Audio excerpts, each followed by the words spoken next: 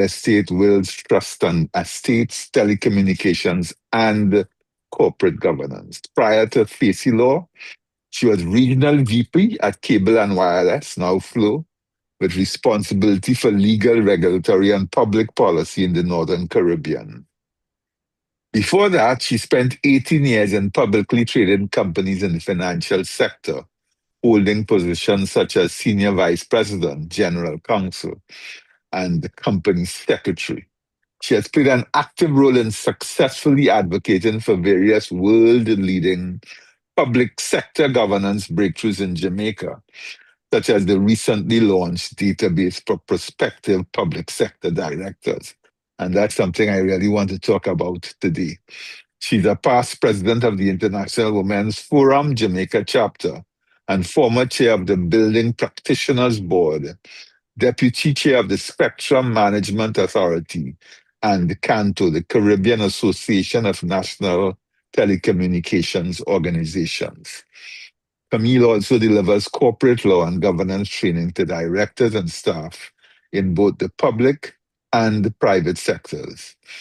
And of course, Ronnie, the former chair and a very, very important part of CCGI's continued existence. Also an attorney at law in private practice and head of chambers at Law Givers.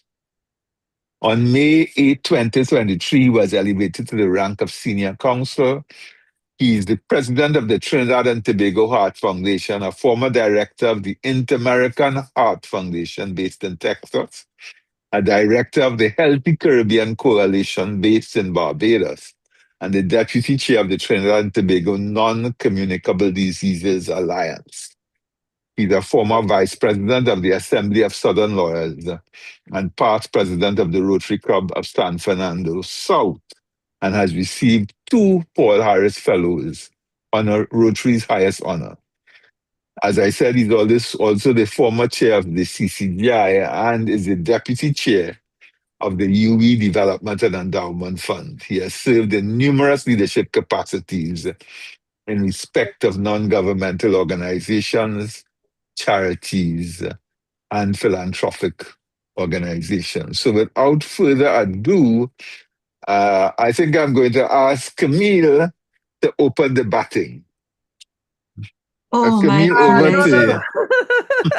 I'm sorry, Chairman, but no, I You really want Ronnie to open the batting yes, instead? please, yes. There's a flow. All right. Sorry. All right, Ronnie. Sorry. I thought it was ladies first. This is my experience, you know. Clearly, the chairman doesn't think much of my batting skills, but perhaps No. I I have confidence in both your batting skills.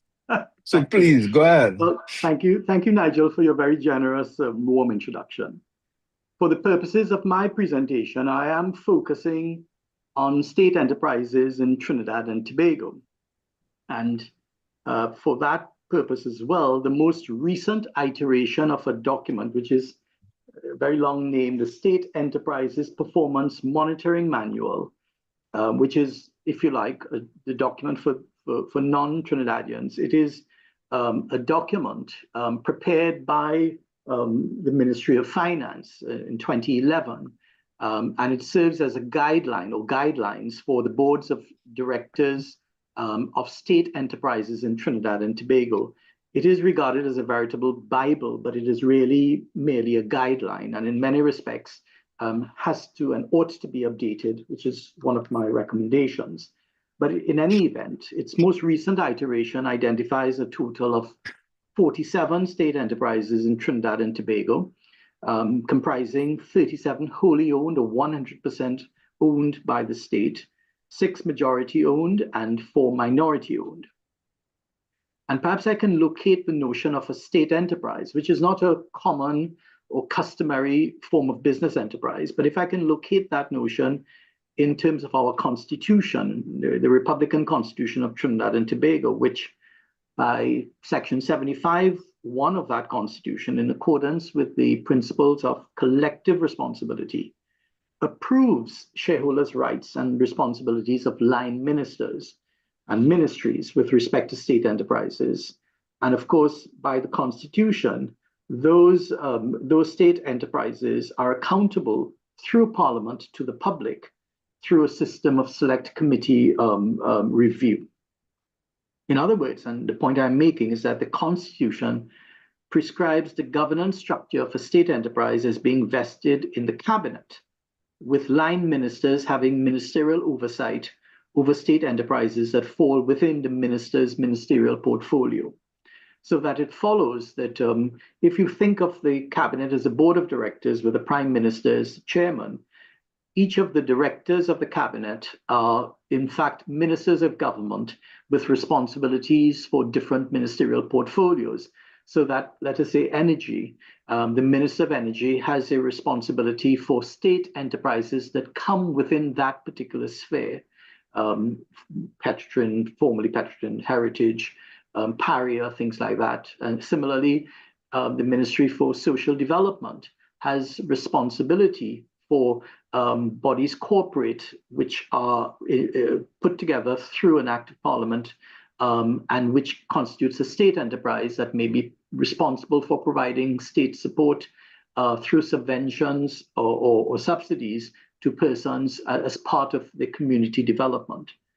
All of that means that while there is the state as the provenance, or the cabinet as the provenance for state enterprises, financial accountability for the operations of state enterprises, however, is given to the Minister of Finance, who by an act of parliament, it's called the Ministry of Finance Incorporation Act, Chapter 6903, is incorporated as a corporation sole.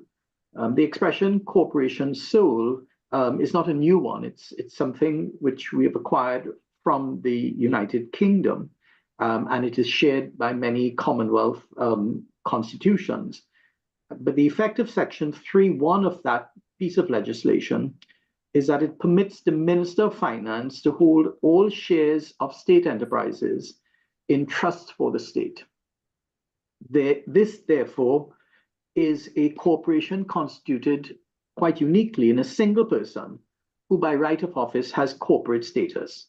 In other words, he or she is the only natural person who has the very same rights and duties as a non-natural corporate body. And in fact, in Trinidad and Tobago, Corporation Sole's corporate head office may be regarded as the investments division of the Ministry of Finance. So we have two overarching responsibilities. One, cabinet, which is responsible for appointing state directors, and through that appointment process, the oversight of the state enterprises is through the ministers and under the whole notion of collective responsibility. But the other aspect of that is through the Minister of Finance, who in effect is corporation sole and holds all of the shares, all of the interests in the various state enterprises. And he's holding that on behalf of the public or citizens of Trinidad and Tobago. Now, while the investments division, which is a very important part of the Ministry of Finance, is responsible for financial accountability, line ministers maintain oversight of the various boards of state enterprises within its ministerial portfolio. And this relates, as we are familiar with, principally to governance issues, policy mandates, reviewing strategic plans, and annual budgets.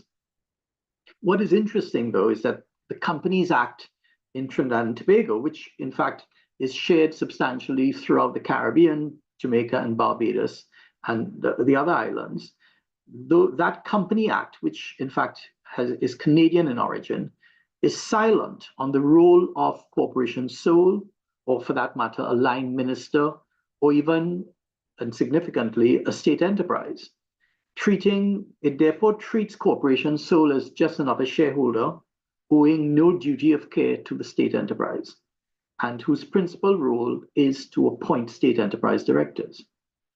The point I am making, or which I wish to underscore, is that the Companies Act does not contemplate a separate or distinct statutory role for the cabinet, the line minister, or even a state enterprise.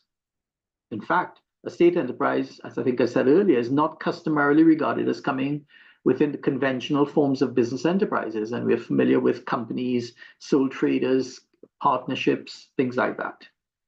So it follows, therefore, that a director of a state enterprise is bound, like any other director, by the Companies Act. And accordingly, upon appointment, directors of state enterprises, by the conjoint effect of sections 99 and 60B of the Companies Act, are required to act honestly and prudently in the best interest of the state enterprise, while maintaining oversight of the state enterprise business. The threshold is an objective test based on the business judgment rule. Now, this very curious triumvirate relationship between the cabinet on the one hand, the line minister, and the board of directors of the state enterprise has been the subject of many cases and dicta from our courts throughout, both regionally through the CCGI or the Privy Council. And a good example of that relationship I have found is the judgment of Justice of Appeal Mendonça in Civil Appeal number P024 of 2012 between CPEP, and CPEP is a well-known state enterprise in Trinidad and Tobago, versus Dr. Rudal Munilal, who in fact is now the Minister of Energy. And in that judgment at paragraph 48, he said, and I'm quoting from him, "It cannot be disputed that the central government has a level of control over the appellant," in this case CPEP. "The appellant is owned by the state, and the Minister of Finance, in his capacity as corporation sole, is the sole shareholder. However, the board of directors is responsible for the management of the company, and it is within the board's powers, duties, and discretion to make a number of decisions that would impact on the business of the company." So it is in that context, therefore, we underscore the distinct roles of the shareholder, who has no management powers, and the board of directors, which is required to maintain management oversight. It follows that under the Companies Act, a shareholder, in this case, the government of the Republic of Trinidad and Tobago through corporation sole, ought not to give directions or instructions to its board of directors, including a directive, for instance, to audit its financial statements. It is in that context that we must consider whether it is in the best interest of state enterprises generally to have audited accounts. And of course, there are competing views.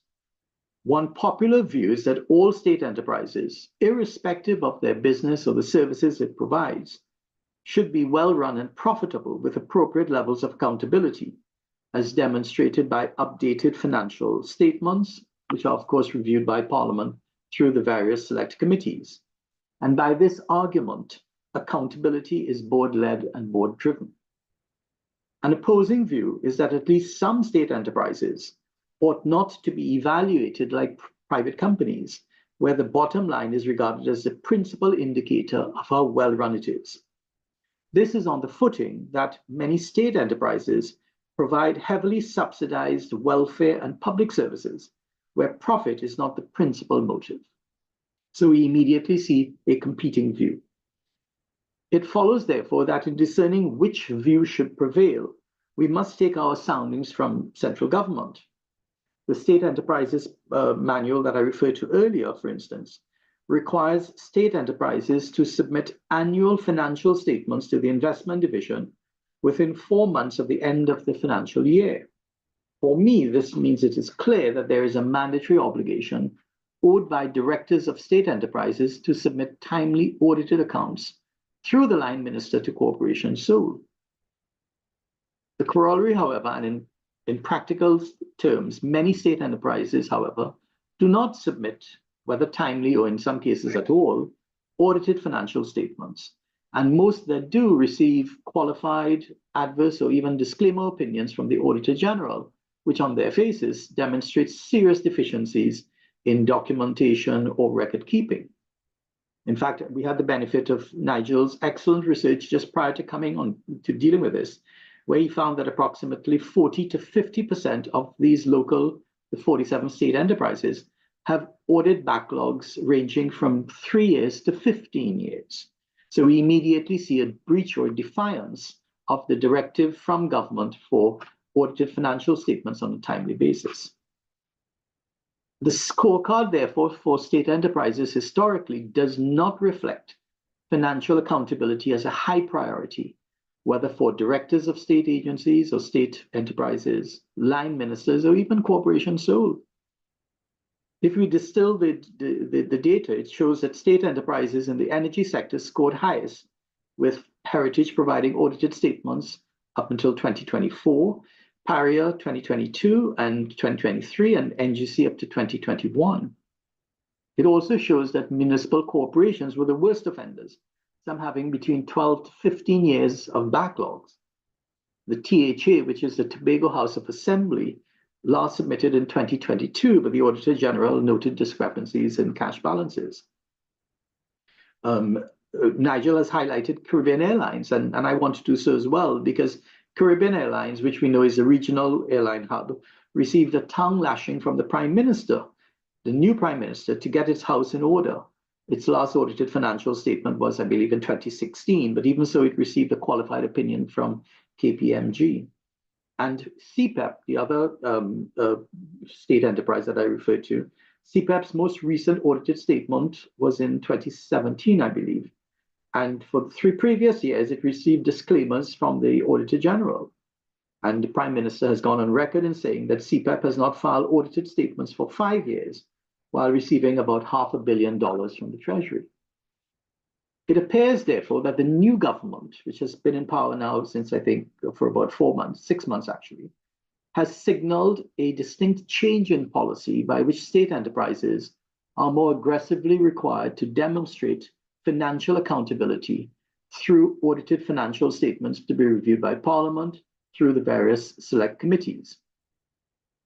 We have already indicated the criticisms leveled against Caribbean Airlines and CPEP, but perhaps another indicator of this change of policy is the recent announcement in Port of Spain that large, high-value capital projects, including the rejuvenation of the Port of Spain, the waterfront in San Fernando, which is the second capital, and the conversion of the Frederick Street and Carrera prisons into revenue-raising amenities. In my view, that signals a shift to using public-private partnerships as a means of enhancing capital stock, while using private sector initiatives to increase competitiveness, efficiency, and innovation. And it may be that this marks the start of a government-led process that will lead, if followed through, to the divestment of some state enterprises through public offerings, and which, of course, we know requires timely and updated audits. But perhaps the most persuasive indicator of this change of policy is the recent statement from central government that there may be, or there will be, an amnesty for certain entities, including state enterprises, to regularize their accounts. This does require, in my view, in order to be effective, that significant improvements be made in-house in the various state enterprises to improve audit capacity.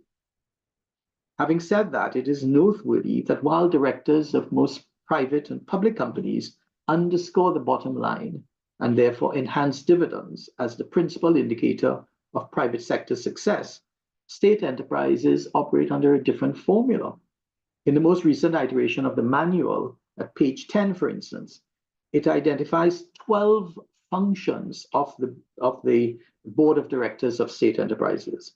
But alarmingly for me, none of them speak about ensuring that the state enterprise is or remains profitable, or for that matter, ensures that updated audited financial statements are produced.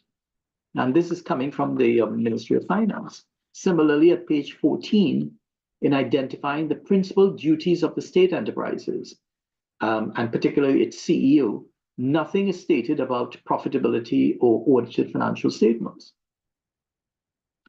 So in charting the way forward, and I've taken the liberty of preparing a note that identifies certain recommendations, I think the start point is that it must indisputably be in the best interest of any state enterprise that it accounts for the use of state funds. I don't think that is a controversial argument.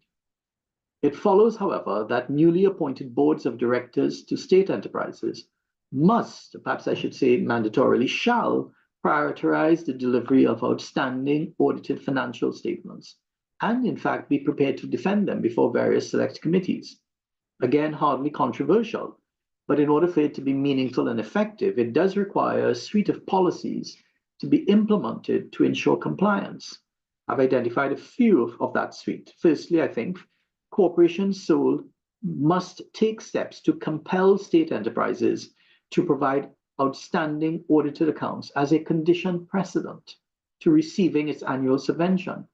Now, I do accept that that might be regarded as a nuclear option, but it certainly concentrates the minds of state enterprises and particularly its directors that our subvention for 2026 will not be forthcoming unless we can satisfy central government that our accounts are audited at least for the last few years.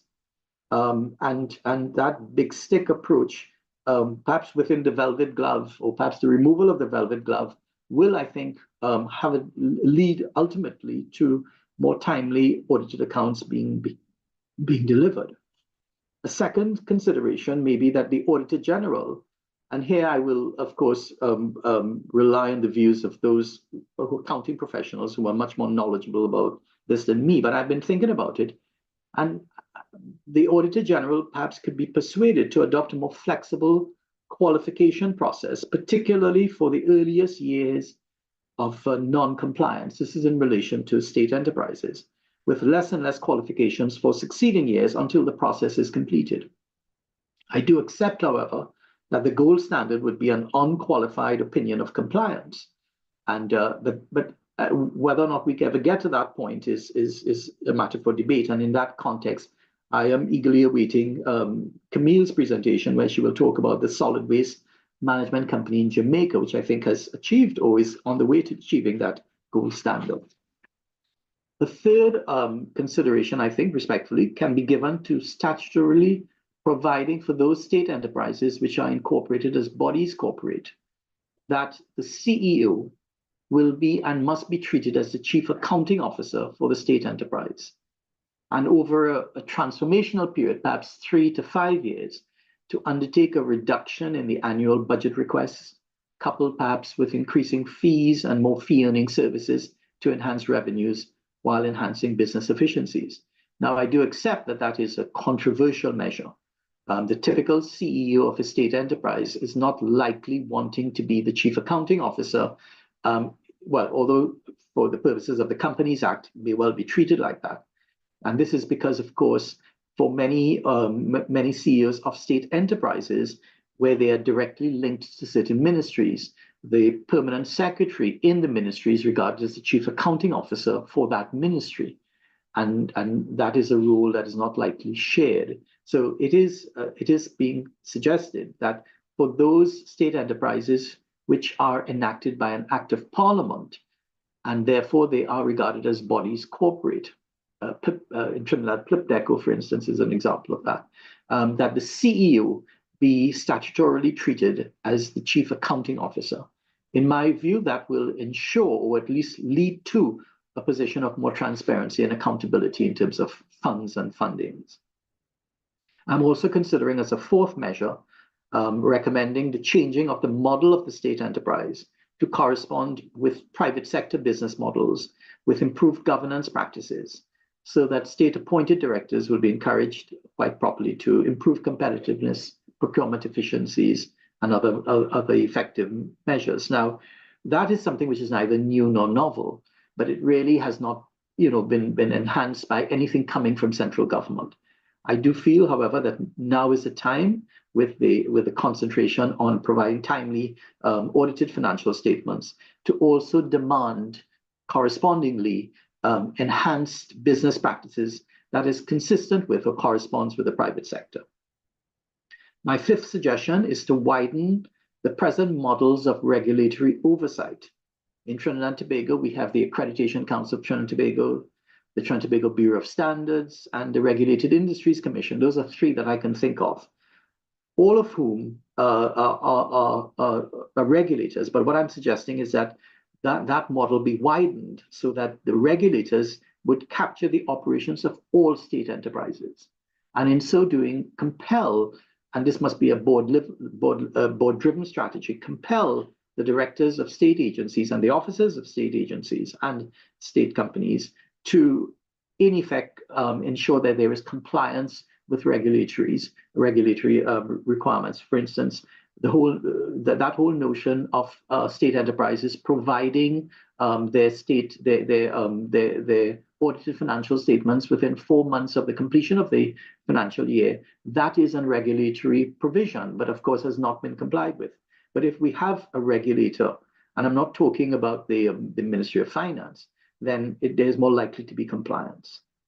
My sixth measure is to take steps to put into receivership those state enterprises incorporated as a body corporate, and I've already referred to that, but which are heavily indebted and irreversibly indebted. I think there is absolutely no benefit for maintaining them as going concerns, and they ought to be removed from the company's register. My seventh and penultimate recommendation is to implement a system of penalties. And I know that I'm treading and perhaps I'm treading very carefully here, but implement a system of penalties for directors and officers of state enterprises who repeatedly fail to prepare and submit timely audited financial statements on behalf of state enterprises. Now, I do accept that the most obvious implication of that is that even if you are minded to offer yourself as a director of a state enterprise, there is no way that you're going to either sit on the audit committee or have any role in audit, if only because you may be subject of a financial penalty. But it is necessary to enforce the regulations and the requirements. And rather than simply appointing someone because he or she may be a member of the party that is in government or is valued by the government, does not ipso facto mean that that person ought not to have his or her own principal objectives, which is to ensure that that financial statements are audited with a system, if it is, or a penalty system for contraventions. My eighth and final recommendation is to improve the audit staff and the all-round capacity of the Auditor General to enable more timely and frequent audits with corresponding improvements really in the technology and the code sharing and information sharing components, so that we have not just a big stick in the velvet glove, but we have an effective big stick, so that the Auditor General's reports, which are periodic and which really don't garner as much attention as it should, really would be coming at a pace that makes it worrisome to a board of directors who generally have a 3 to 5 year gestation. Look, during our period of service, we don't want to be faced with an adverse Auditor General's report, and therefore have to face the music in a select committee. And that can only be done by improving the staff and capacity to have quicker turnarounds. All of these recommendations are offered in the context of statements made by the Prime Minister that an amnesty is being considered for state-controlled enterprises and municipal corporations to get their houses in order regarding, of course, audit backlogs, with a warning of the immediate need to improve compliance. For me, what is missing is the big stick, or what. In other words, if it is you don't do it, what? And I therefore suggest that for all state board directors, that enforcement needs to be explicitly spelled out so that those directors are clear that absent compliance, there will be a loss of business continuity for their state enterprise. This, I believe, to be the nuclear option, which must be considered. That is my contribution. I hope it was helpful. Thank you.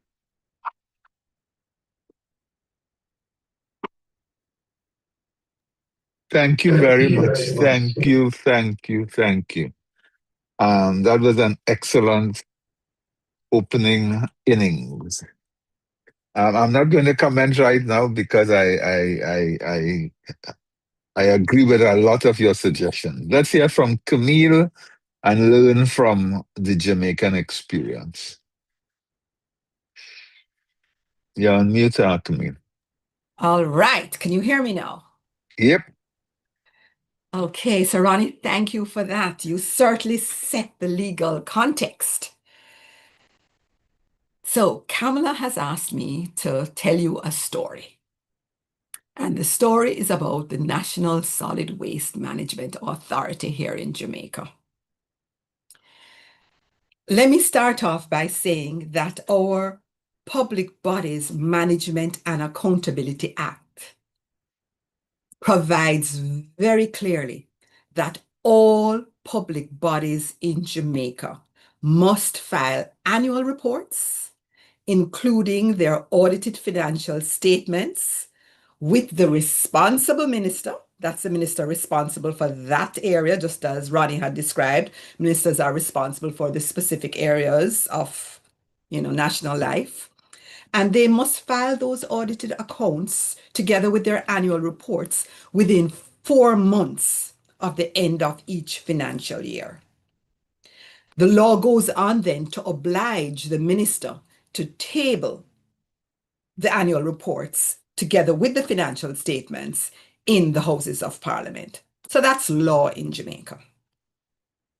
So to tell you about NSWME. So go back with me to 2015. There is this huge fire, and the smoke from this fire covers the entire city of Kingston and surrounding parishes in, close by, certainly in St. Catherine. We couldn't breathe properly because of the smoke from this fire. And so, as citizens, some of us had a lot to say. Everybody was very upset because this fire was coming from the waste management facility, the National Solid Waste Management Authority. Public uproar, CEO was changed, board was changed. So here I sitting in this very office in 2015 when I get a call from a man named Dennis Chung, who was the head of the private sector organization of Jamaica at the time. And Dennis said to me, Camille, I want you to serve on the NSWME's board. So I had such a lot to say about this and how disgraceful it was. And I thought that this was an opportunity for me not to just sit on the sidelines, but to actually do something. So I said yes, like a good citizen. I then left this office and went outside and mentioned to my husband, I'm in a partnership with my husband, that, I'm going to serve on the NSWME board. And he said, no, you're not. So I said, how you mean, no, I'm not? He says, that is the most corrupt entity in this country. And if you think you are going to drag my good name through the garbage, you have another thing coming. So, of course, I reasoned. And I said, but if good people don't serve on these boards, then we only leave it to the corrupt people to serve. He said, let some other good people serve, not my wife. However, this was now about 7 o'clock the evening, and up came the news, and there on the news, they were listing the new board members for the NSWME, including one Camille Facey. I cannot tell you how unfortunate that was. However, the gentleman even said to me, well, he's no longer going out with me in public. This is how strongly he felt about this situation. However, at that point, I had committed. So I said, all right, fine. And I duly went along to my first board meeting. So this was now in 2015 under the PNP administration. So I go there now with my private sector self to say, we've got to sort this thing out. And that is when I learned that the accounts were at 2006 to 2007. 9-year-old accounts. Now, all of us know you cannot manage an organization with 9-year-old accounts. So I said, fine. Let that stay where it is in its corner. We are going to start our accounting and record keeping from today. Because, we have just been appointed. Only the people like Nigel, the accountant, said, no, it doesn't work like that. You've got to go and you've got to get all the accounts for 7, 8, 8, 9, 9, 10, so forth. We could not do old company, new company, which I thought was a perfectly good solution. All right, so we now had to get the accounts updated. And we had a pretty good board, a very good board, and our chairman was excellent. So we said, fine, let's get started. Only to hear that there had been a fire and the records had been destroyed in the fire. And guess what? What wasn't destroyed in the fire was destroyed when the fire brigade came in by the water. And just in case anything remained, the computers had been stolen. All right. So there we are, 2015, and having taken on this assignment and with divorce looming in my life, I am now, okay, how are we going to do this? Election. It is now 2016, election, and the government changed. So I thought, off the hook. But guess what? The government reappointed, the new government reappointed many of us to this board.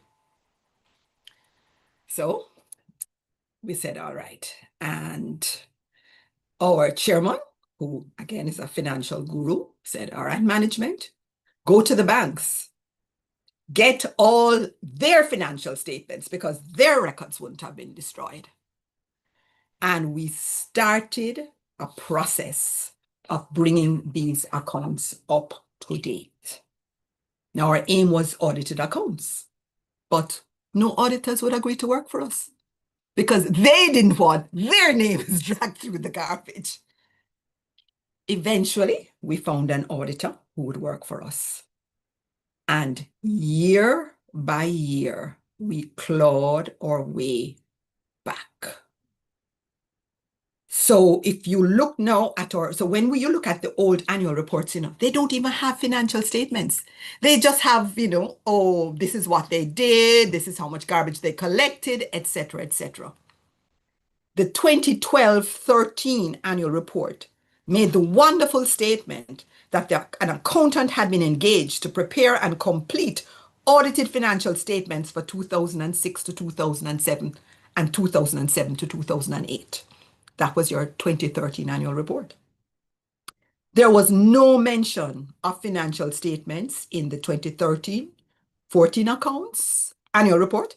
No mention in the 2014-15 annual report. What did I tell you? I tell you the law says that these things have to be prepared and filed in Parliament within 4 months. However, no mention. It was not until our first annual report in 2015-16 that there was mention now of improving corporate governance. We now stated that as an objective, and we stated in that report that the financial statements for 2006, 2007 had been completed. This is now 10 years later. And we set an objective and we stated it in the annual report that we were going to complete the annual financial statements for 2008 through to 2015 within that year. And I went through and did a review of the annual reports in order to, share with you the accurate history of what happened. 2016, 2017. So this is now our first annual report as a board, our first main one. And there you see our core values set out. And we came up with attire, accountability, A, T, teamwork, T, transparency, I, integrity, R, respect, and E, excellence.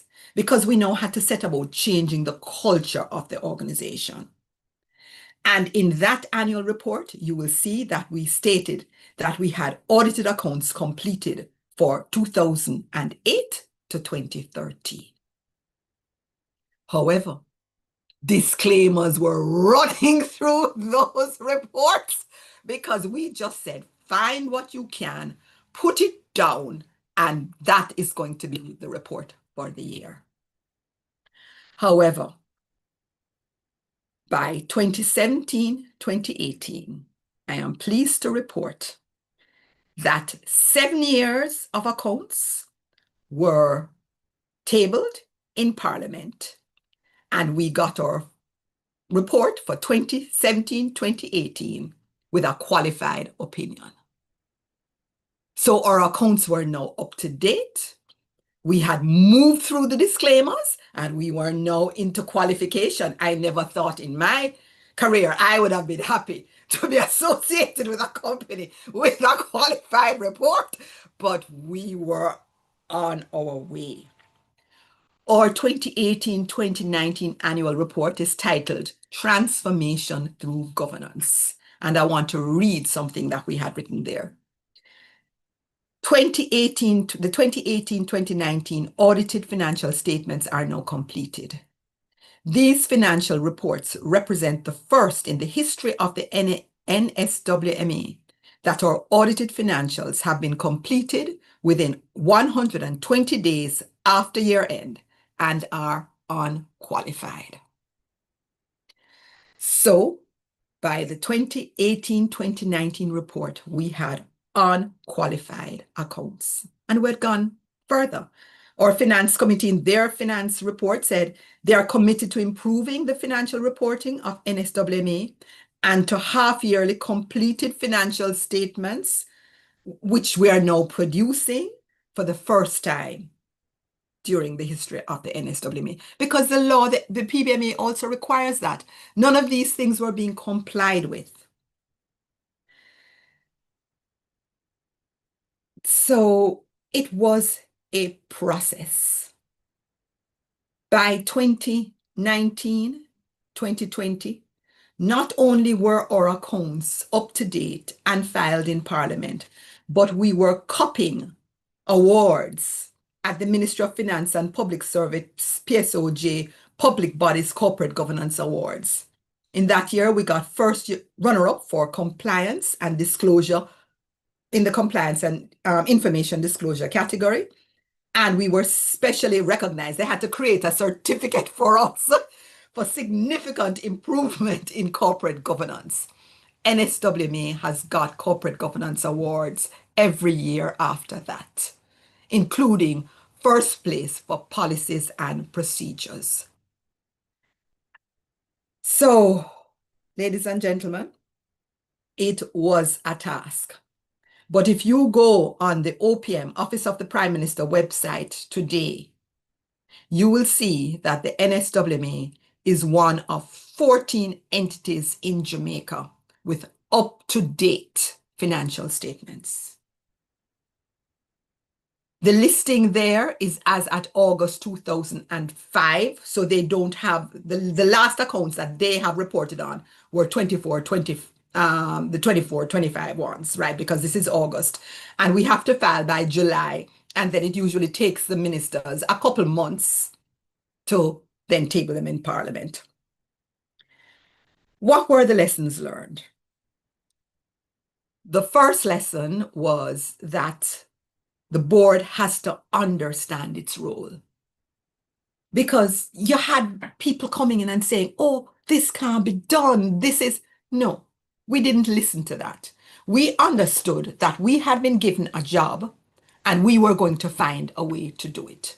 We understood that our role was oversight, including financial oversight, and you cannot give financial oversight if you do not have financial statements. We understood that there were laws with which we had to comply. So the first thing the board has to do is understand its role. The board has to be trained. So you can't take people who, if somebody pushes back, they're just going to say, oh, okay, we can't do it. No, these have to be directors who understand their role, have been trained in their role, and will be able to say, this is a way forward, and we're not really taking no for an answer. So the board has to be determined to get the job done. Also, the board has to establish clear objectives and organizational standards. So to the point Ronnie made, that in the manual, the state manual, there is nothing said there about the requirement for financial oversight and for financial statements to be produced. So that's what you will see when you look at our annual reports in the previous years, which mention nothing about financial accountability, to the reports under our board's tenure, where we would say that it is our objective to bring these financial statements to this point by that time. And then we held management accountable for achieving those objectives. Now, another critical point, responsibility of a board is to appoint the CEO and to hold them accountable. And then the CEO passes those objectives throughout the organization. So that's what we did. We set objectives and we held our CEO accountable. We held our CFO accountable. Now, did we change staff during the process? Yes, we had to change staff. because sometimes that's the only way you are going to achieve what you have to achieve. Our board had to change the organizational culture to one of accountability. And remember what I said to you about setting out our core values and attire. Those were now our values, and we were now requiring the organization to live up to those values. The board had to work as a team. The board subcommittees played a critical role. So finance committee with those accounts, amazing job. Internal audit. To give you an example, NSWME, we have trucks to pick up the waste. And you would have trucks that would be in need of repair, down, not working for 6, 7 months. Yet, if you checked the log for fuel, they were signing out for fuel for the truck every single day. The internal audit team had to get in there, insist on systems being put in place so that we could track the fuel consumption, and they did an amazing job in bringing that under control. We had the operations committee, because why we had gone there in the first place, certainly why I'd been there was because of this fire. So they now had to work with management about the operations instead of having the whole 200 acres open and exposed to fire. No, you now have cells with only 4 acres open at a time, or 2 acres, or whatever they decided, to make sure that, we could contain the fires. So the operations committee, we looked at so many different things and changed a lot of the operations of the organization. And of course, there was a corporate governance committee, which I chaired, where we were putting in place policies and procedures to help the organization evolve to another level, to help it transform. And our minister, we had a very supportive minister. And whatever the board did, he was there with us. And remember what I said to you about the PBMA and the fact that we have to prepare those accounts and file them in Parliament. So we have to send them first to our minister within 120 days. But guess what? In Jamaica, what happens? Many times these reports are prepared and sent to the ministries, and then the ministries sit down on them for months and sometimes years. No, that is crazy, because the financial statements and the accounts are the accounts and financial statements of the entity as approved by the board. And our structure here in Jamaica is very clear that the board is accountable. So how then can ministries be sitting on them for this extended period of time? So you will find, even in relation to the research that you did, Nigel, which was such great research, which showed that 14 entities have accounts up to date and filed in Parliament. And then I think there were another 23 that said that those accounts are a year out. That's not true, because many of those entities, I can look there and know that their accounts are up to date, but they've gone to the ministries, and the minister, their minister, has not filed those accounts in Parliament. So I have to thank our minister. We never had that problem. Once, I think they were just so happy to get accounts that once we produced those accounts and they were signed off, the ministry looked through them and they filed them speedily in Parliament. And they have continued to do that, because I'm now off the board.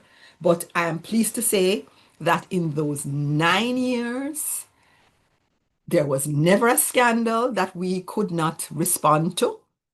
In fact, there was not a scandal of our making. All the scandals were things we found that we reported, whether to MOCA or wherever else.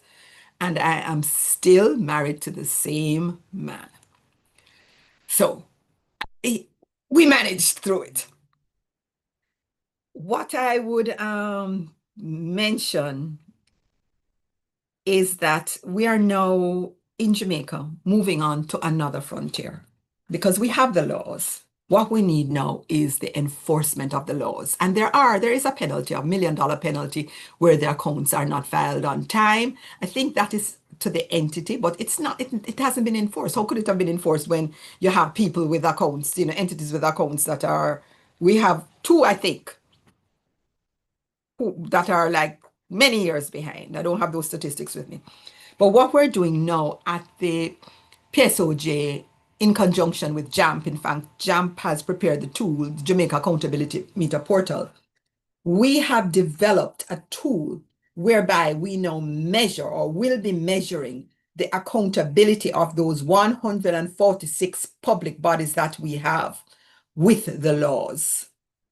And the measurement that we are using is, or one of them, is accounts filed in Parliament.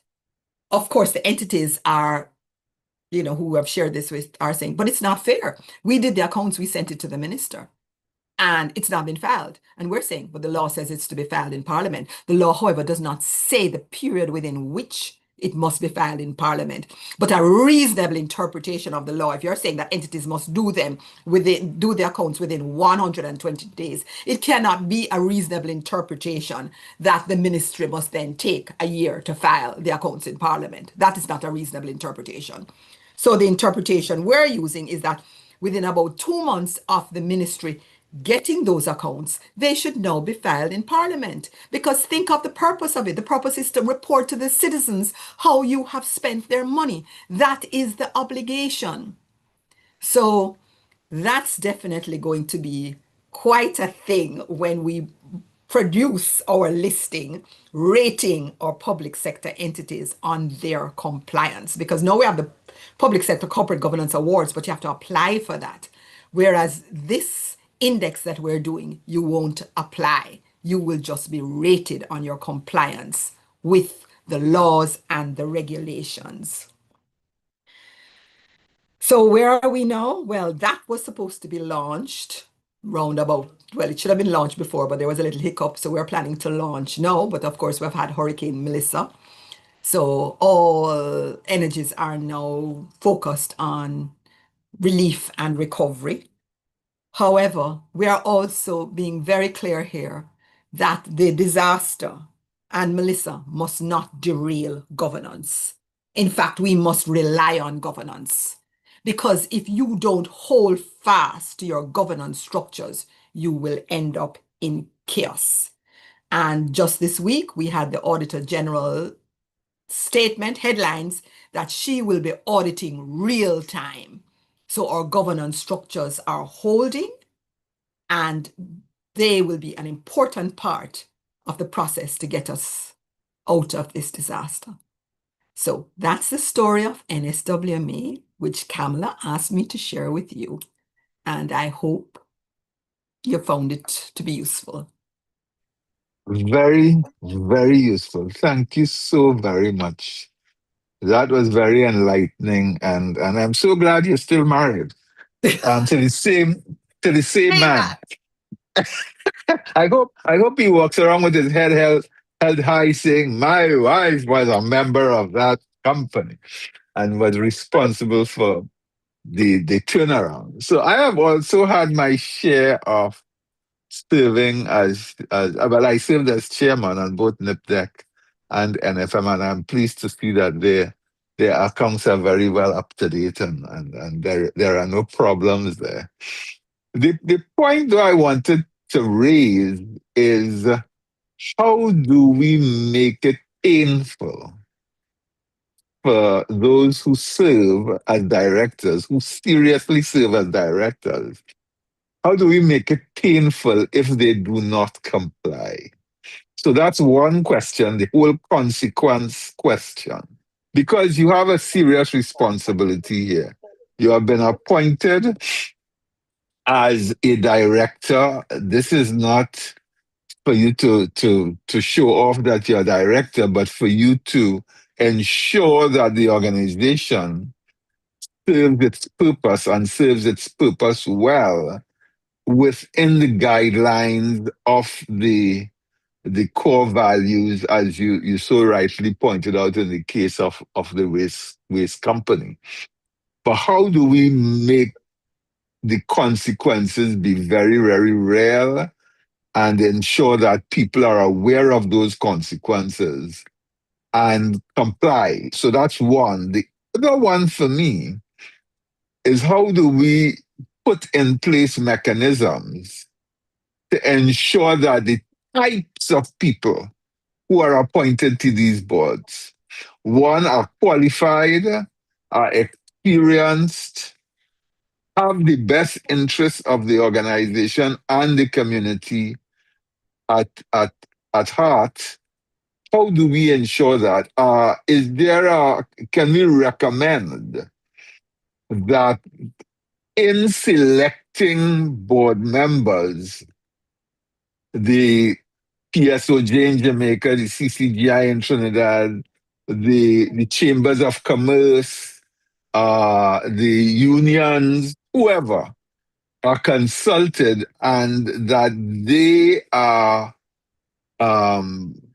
required, if you will, to nominate to ensure that you have that diversity of the Institute of Chartered Accountants, that kind of stuff. So I'll leave it there and listen for your questions, and then we'll see if there are any questions from the audience. But go ahead, Ronnie or Camille, you can take this. Ronnie, I see you unmuted. So yeah, thanks, Nigel. Yes, that is the worrisome question. How do we, in effect, force or cause compliance? From a Trinidad and Tobago perspective, it's very difficult because our present or our existing laws, which in effect provides for the appointment of directors and which identifies what their duties are, makes it equally clear that the duties are owed to the company it serves. In other of words, course, in this case, the state enterprise. So in order, therefore, let us say a typical state enterprise repeatedly fails the Sorry, form. I'm sorry, guys. That's the alarm in our building. I'm going to have to vacate. oh I'm my so God, sorry. And Okay. it's probably just a ridiculous carry your no. phone Well, no, you need to with say. you until you can check in. Carry your computer with you. Or your phone. Everybody needs to, yes, but be safe, Camille. Let's make sure that's Yeah. All Yeah, right. let's make sure you're safe. Accurate. All right. Even though it's Okay, a guys. drill, it may be a drill, hopefully. No, it's not a drill. There probably All some right. stupid person has pulled the Okay. alarm or something. But Right. just to Grab All your say right. that, computer and run. just to say that, and they've been known to send the police for me before to vacate when I've refused. So we don't want that again. Just to say that in relation to how we ensure that the right people are appointed, you can speak about the database that we now have in Jamaica, where persons have to have undergone due diligence and All because, right. yeah, all right. Okay, good. Thanks, Thank you. Camille. Yeah, Ronnie, go ahead. Yeah, thanks. So I'm just making the point that we really cannot cause penalties to be issued and enforced based on our existing law, unless, of course, a claim or an action is brought by the existing state enterprise against generally with the change in the administration, against the former directors for repeatedly failing to file the audited accounts, notwithstanding that all resources were available for that. And the point, therefore, is that on our existing law, it is unlikely that suits will be filed by the company where the directors serve, because, of course, there is a certain loyalty to the government that has appointed these directors. The possibility exists, therefore, that where there is a change in administration and new directors are brought in, that in fact a claim can be brought against former directors for breaches. But unfortunately, there are about 14 of those cases in our courts currently. All of those cases have one common theme, and it suggests that it really is political victimization directed by a new administration against the directors of old, and this applies to both administrations. So it's not likely to happen under our current system. What I had proposed in another forum is for an amendment to the Integrity in Public Life Act to in effect create a new formula for the treatment of state enterprises that is outside of the Companies Act. And the Integrity in Public Life Act is the appropriate legislation because it says, for instance, that once you are appointed as a state body, you are in effect a person in public life. And you would recall that there is a code of conduct that is built into that. So there is already a place for that. So what it means is that, and you're not duplicating what is in the Companies Act. You're saying, in effect, that a director of a state enterprise, in addition to the statutory or fiduciary duties that are activated in the Companies Act, are also required, and perhaps we can use as a model the legislation in Jamaica, where it is required that and penalties can be enforced, like that. So it does require some political will to do it.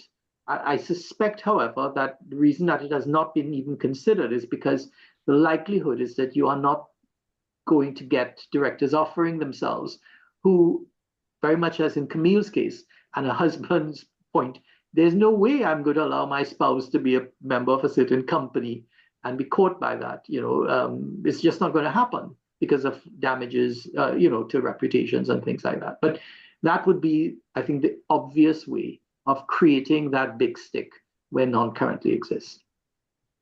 Good.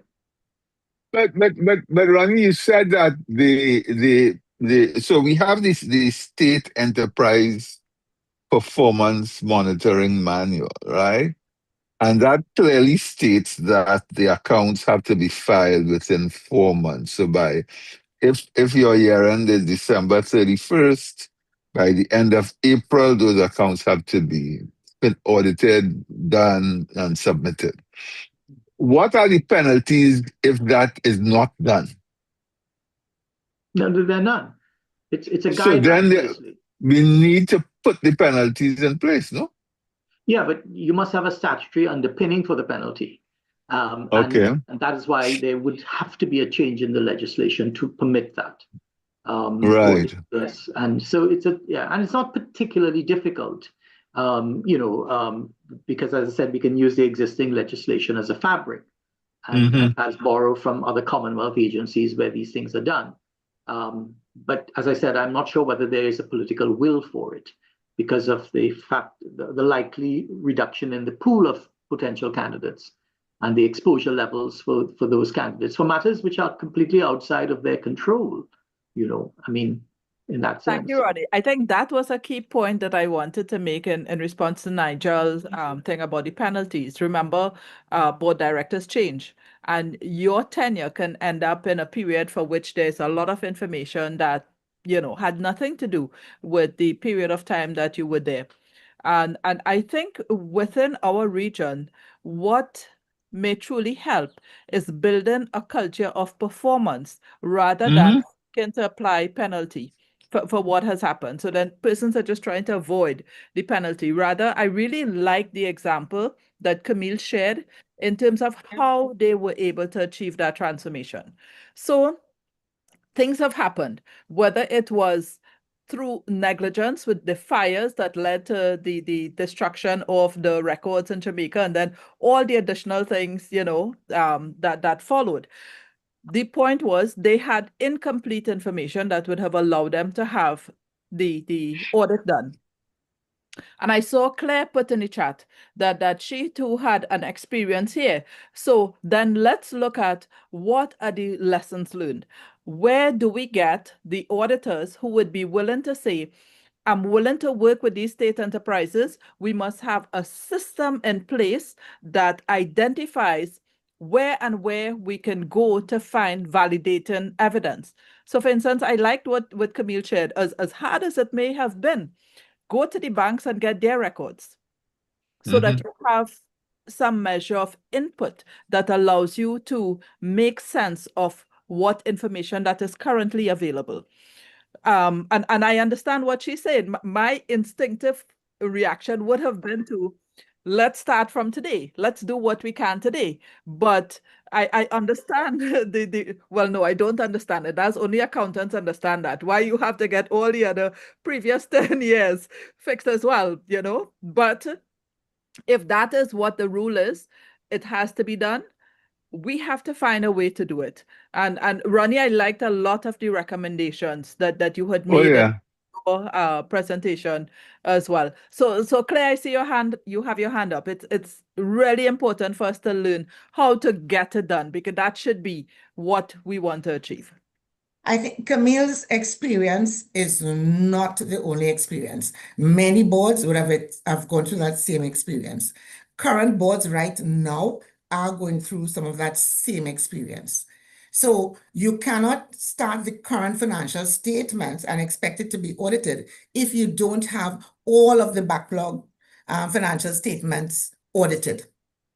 And even if it is that you're willing to accept disclaimers and qualified financial statements, the board should be willing to do so, you still have to understand there comes a year when you ought to try to make sure that you start getting an unqualified audit opinion on your financial statements, and then you can place reliance now going forward.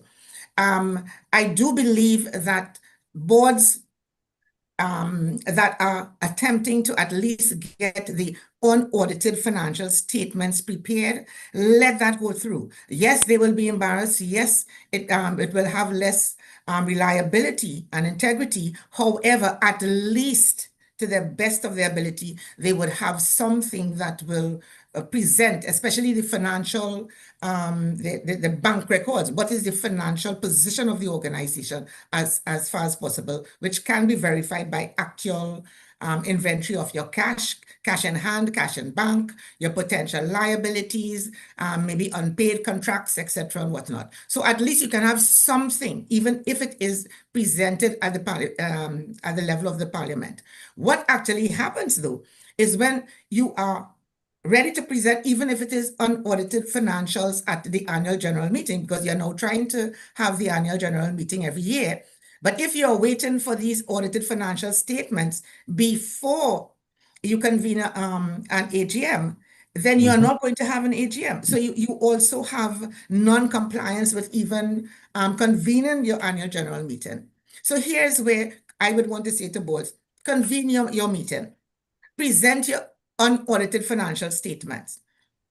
Yes, and also submit those unaudited financial statements to the Minister of Finance.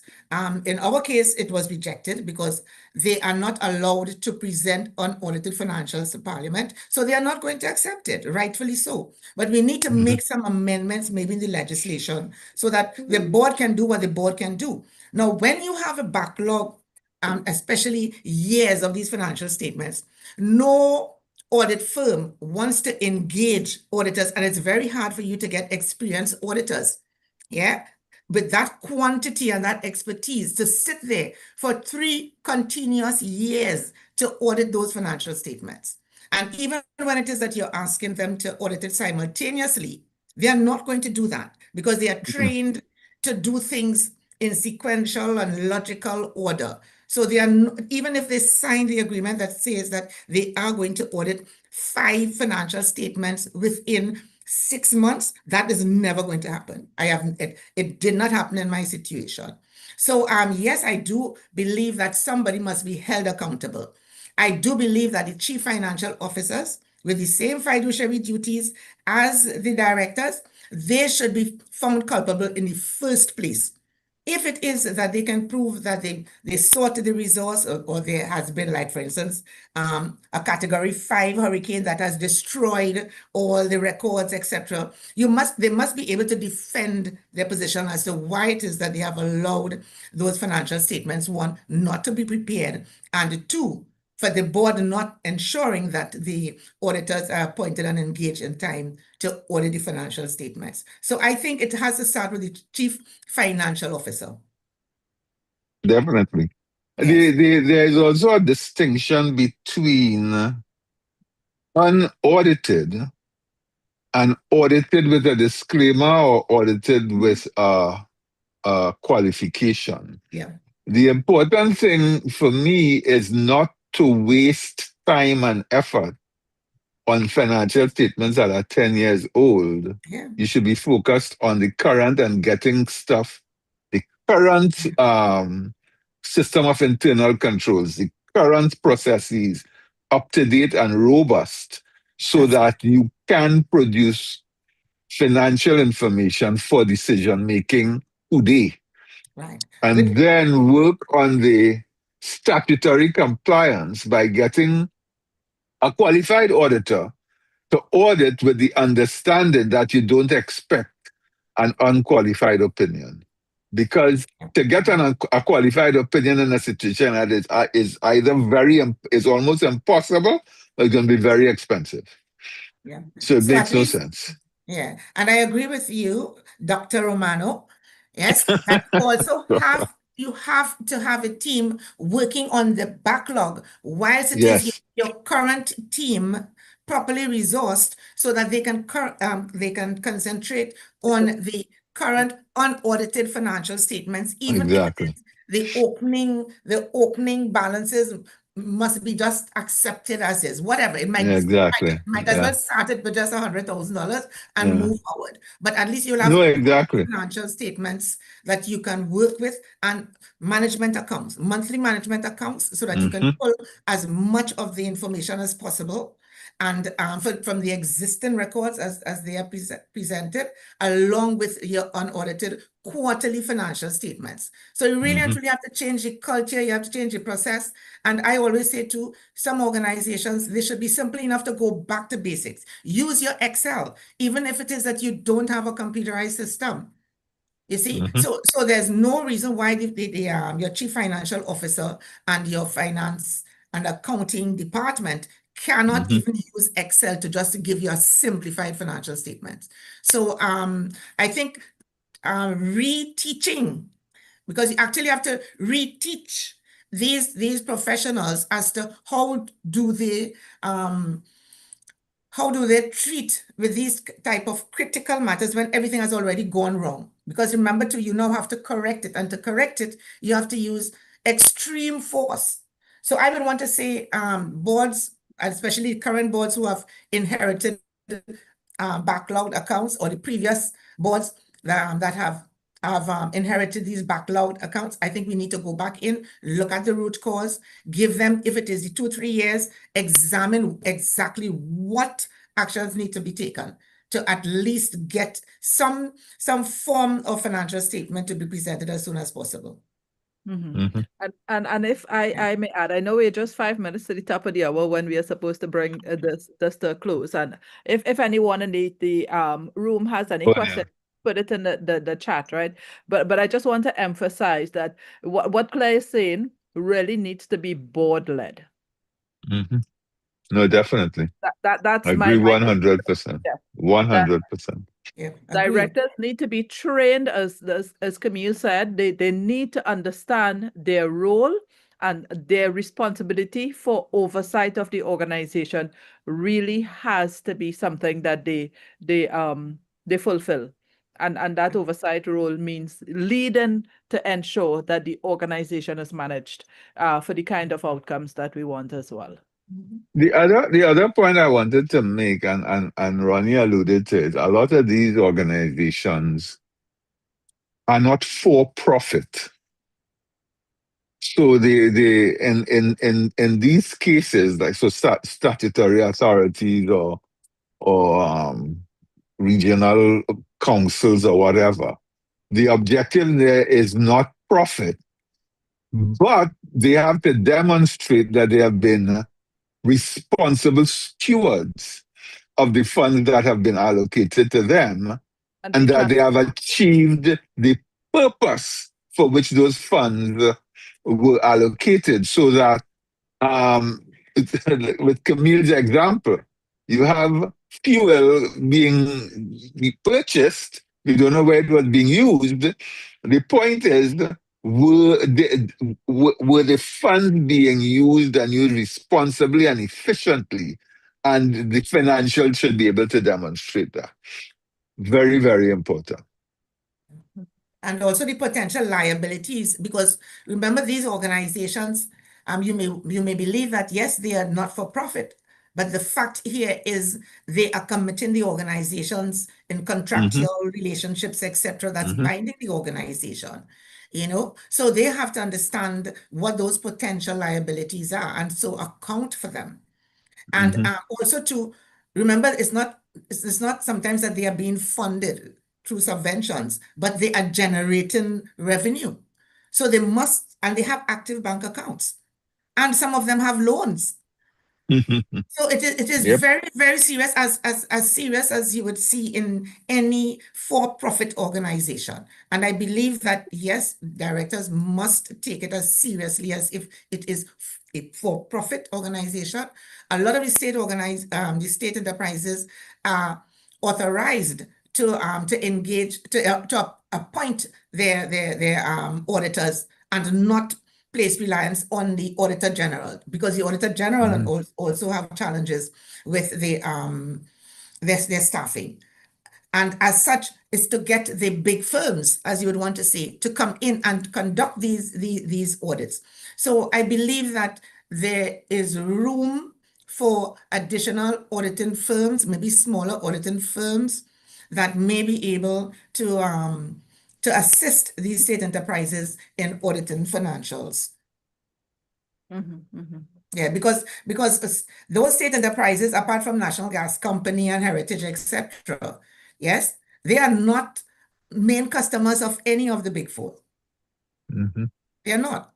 So the priority. And they may not have the amount of money as well to pay for that. So I really like that suggestion, Claire, that so all directors who are present here, those who are listening on the live stream, you have the opportunity to find an auditor who is recognized. ICAT would more than likely have a list of auditors that you can go to find firms that are willing to work with you, because as has been described, it really is going to be a challenging task, and you need to be willing to get it done in the interest of the country.